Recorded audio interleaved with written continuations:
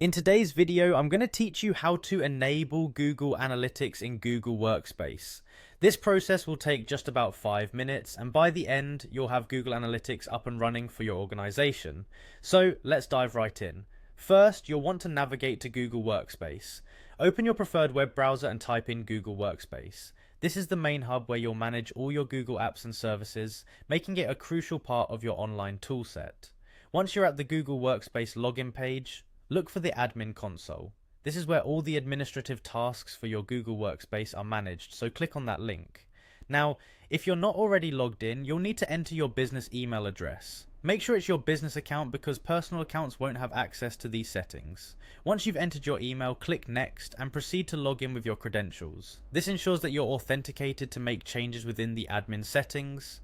After you're logged in, shift your attention to the top right corner of the page. You'll see the Google Apps menu, sometimes represented as a grid or a waffle icon. Give that a click. This menu gives you access to all the Google services that are integrated within your workspace. Next, locate the admin icon within this menu and click on it.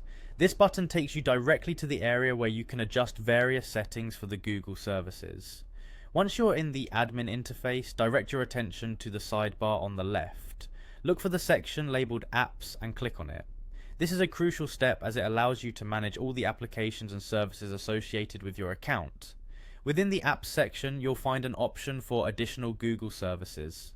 Click on this to reveal even more features available to your Workspace account. These are services provided by Google that can enhance your organizational efficiency. Scroll through the list until you find Google Analytics.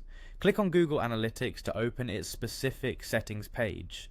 Here, you'll be able to turn on the service status, which is essential for activating Google Analytics.